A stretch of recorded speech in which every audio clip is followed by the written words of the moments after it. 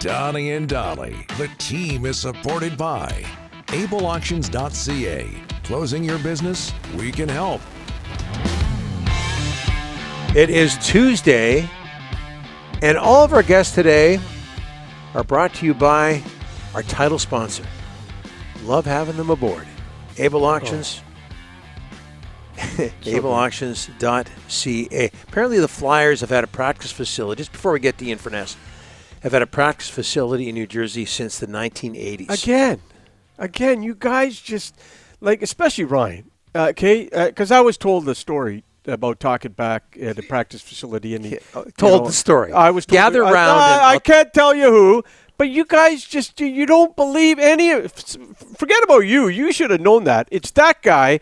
And you know what? It's just disgusting that he never believes any of my stories. Yes, the Flyers had a practice facility back in the 80s. Ryan.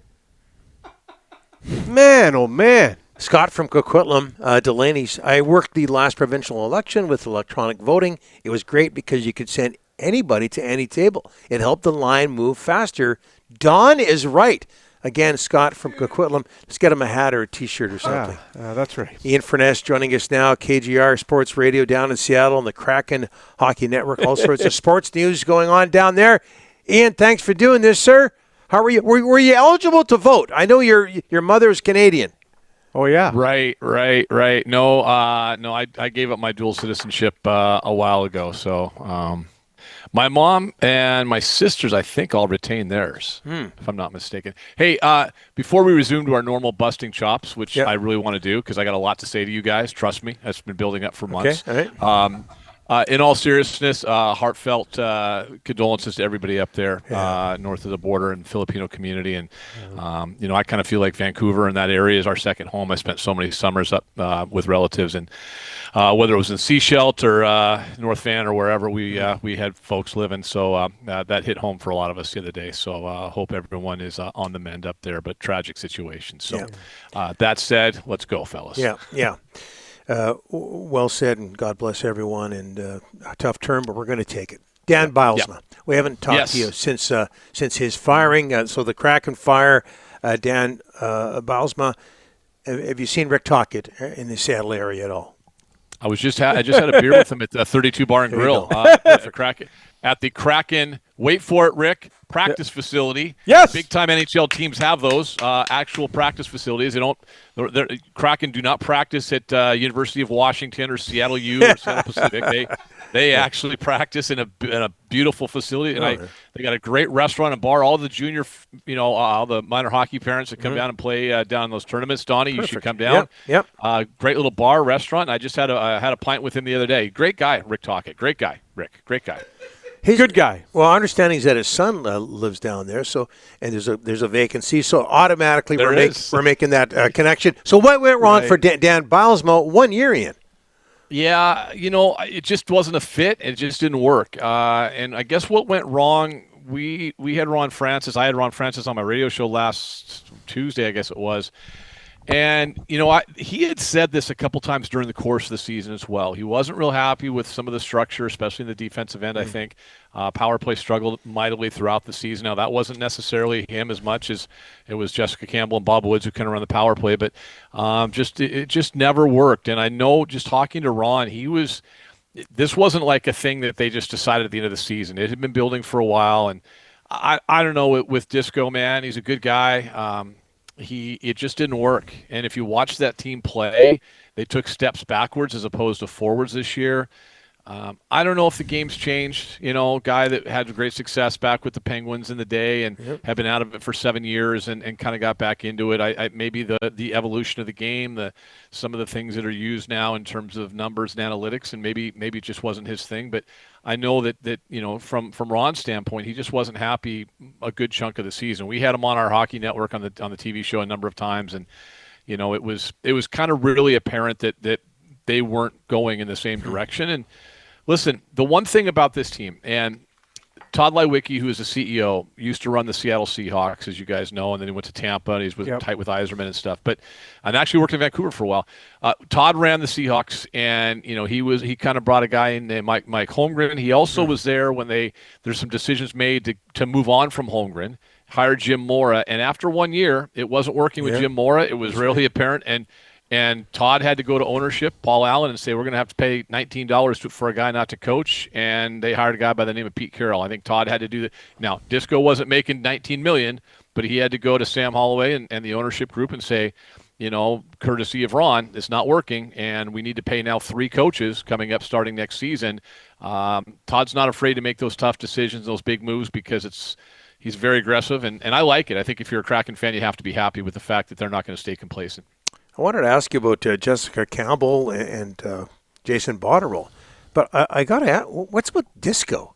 Yeah, Disco Dan Bylsma? I've never heard that. Yeah, that was his nickname. I probably should be a little more formal, I guess. So yes, Mr. Dan Bylsma, but yeah, Disco was his nickname. So you know what? Given how weak NHL hockey nicknames are, that might be the best one going. There's not much competition out there. Yeah, everything ends with a Y and an E, right? It's right. Well, that's why Dolly would be a great NHL player. There you go. The nickname's already built in.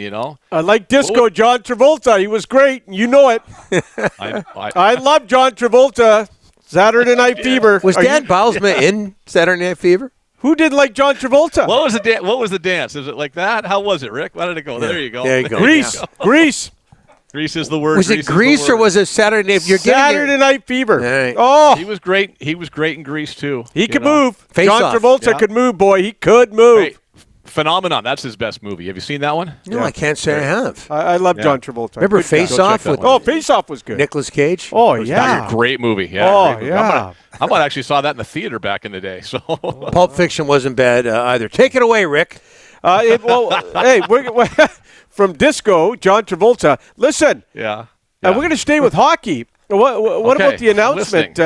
The PWHL in Seattle. We got a team in Vancouver. It obviously makes sense because the rest of the teams are back east. Travel-wise, you need something on the West Coast here. But how will Seattle support a women's hockey team in your eyes? Assuming that is the big announcement regarding professional women's sports tomorrow at Climate Pledge Arena. It is. Assuming that's the case. Yeah. I think they will. I mean, this is a town that supports women's sports really well. The WNBA Storm have been supported great for a long time. And the Reign, the NWSL team, is supported well too. So I don't think there's any reason to think that they won't be supported. I think I'm curious to see what the logistics are. The Storm, when they play at Climate Pledge Arena, they curtain off the upper bowl, so it makes it look a lot better, and they kind of compact everybody down below. I would assume if the PWHL plays there, I mean they had 12,000 here for the one-off game, but they're not going to draw that right for a normal game. I'm curious how it's going to work in that regard. The cost to open up a building like the size of Climate Pledge. I know you guys are playing at the P&E, right? So at the Old Pacific Coliseum, like here. They've got the 2 junior rinks, Everett and Kent/Seattle, with the Thunderbirds and the Silvertips. I don't know how excited those teams would be to share a rink with a competing hockey team. So I think there's some things to be worked out for sure. But as far as supporting it, I don't think there's any doubt that Seattle will support it well. They always do. They support women's sports well, and that's exciting. And listen, more sports and more sports for women.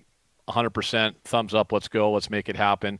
It feels like this league's on a little more solid ground than some of the other ones they've had in the past. So it's exciting times. Definitely exciting. Hey, reading about the Seahawks draft, you think they had the best draft in the past 20 years. A lot of positivity coming out of that. But a lot of picks on the O-line and secondary. But we want to talk about the quarterback and your thoughts on Jalen Milroe in the 3rd round. Donnie, what does he mean by "but"? Like what's that disclaimer there? What does that mean? I'm trying to figure that out. What do you mean? You don't like Jalen Milroe? No. Is that what I'm getting at? Oh, no, I'm saying you never know if you're asking me to explain, Rick. That's not going to happen. That's what I'm asking. No, that's not going to happen. You won't know how good, Ian. You won't know how good this draft is for years down the road. Oh, that's no. Okay. Here's the thing. Honestly, Rick, the funny thing is this was the most predictable draft in terms of that John Schneider's had in his 16 years, in the sense that, like, we recognize the players he was picking. Like, oh, that guy was a star in college. Oh, yeah, he's had so many random draft picks over the years, the LJ Colliers of the world. Bruce Irvin was a good player for these guys, but when he's picked in the first round, you're going, what? And that same draft, they picked a guy named Wagner and a guy named Russell Wilson later on in the draft. That was a good draft. 2012, 2010 is probably the best one they've had. 2011 was okay. 2012 really good. This one's good because they addressed a need up front. Gray Zabel, the offensive lineman, is a day one starter in the first round. They love him. And then after that, it was interesting.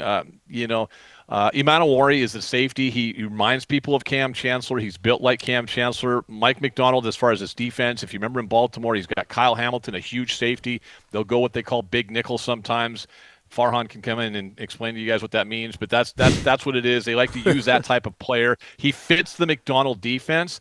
Arroyo's a tight end that can stretch the field. They have nothing in that regard right now, and they need that. They'll play a lot more two tight ends than they have in the past, with Clint Kubiak coming in as the offense coordinator. And Jalen Milroe, the quarterback, is exciting. Honestly, what's wild, guys, is this. The whole story of the draft, like, where's Shedeur going to go? But all these teams, you look around the NFL, no team has drafted fewer quarterbacks than Seattle in the last decade and a half. And this is only the third quarterback John Schneider's drafted. Russell, obviously, in 2012. Alex Magoo, who's a XFL, UFL, whatever that minor league thing is going on right now, Hall of Famer, but he's a nobody. So this was an interesting one because Milroe has an upside that's through the roof. He'll make throws that you just don't see. His deep ball may be the best deep ball of any of the quarterbacks in the class. He may have the strongest arm. Not always the most accurate. He's got a lot to work on. He said it himself. He's got a lot to work on. But you can't teach the physical traits this guy has. And I think there's going to be a package for him. I really do. I think there's going to be a package for him. McDonald kind of let it slip. He said, hey, Sam Darnold's our quarterback, and he'll be on the field for 90% of the plays. Okay? Listen, you guys know me. I'm not a math major. Go Cougs. But I think that leaves 10% of the snaps, and I don't think it's Drew Lock. So obviously they're going to try to get this guy in the field. He's elusive. He's fast, strong. He's a more powerful runner than maybe any quarterback in the NFL, not named Josh Allen. But he's got some things to work on for sure. That's why he's a third-round pick. Of all the quarterbacks they could have drafted, and that includes Cam Ward, this is the one guy I thought, well, if you're going to take a quarterback, if you're going to use a pick on a quarterback, get this guy because there's an upside. And I think it's exciting. We'll see what he can do. I know you wanted them to draft Shedeur, but that didn't happen. Now, quickly, yes. I mentioned Jessica Campbell. She's still employed by the Kraken. She's a trailblazing coach. What she did this year should never, ever be diminished by the fact that the head coach got fired and the team didn't make the playoffs. She kicked down a door and walked through that door and did it with class. And she's still on the staff. Ron and the Kraken have said she's still going to be retained. I believe her and Bob Woods both had 2-year contracts, and Dave Lowry's contract might have been up, but we'll see. New coach is going to come in. She'll be a part of the organization in some way, shape, or form. Not sure about Bob or Dave, but what she did this year was remarkable, and has great respect in the room. I know that as well. We've got to get you on next. We haven't talked about the Mariners, their first-place ball club, but we're out of time. Yeah. Hate to inform you. It just, every time I talk to you guys, it just flies by. It really does. It does. Yeah. It does. Yeah. It's the 4 or 5 minutes before when I got to talk to Ryan. That's the part that seems to be a little bit longer sometimes. So you guys know what that's like. Yeah. Oh boy, do we ever. Tuesday night, we'll see you at the disco tonight down there in Seattle. Disco Ian. Let's go, Rick. Yeah, let's go. John Travolta, baby. Oh, take care. Phenomenal. Go watch that this weekend, Rick. You won't be disappointed. All right. You'll thank me later. I'm on it. All right. I'll go say how to talk. I'll go say how to talk later when I see him out at the rink. Tell him to give us a call. Yeah. All right. See you, boys. Thanks.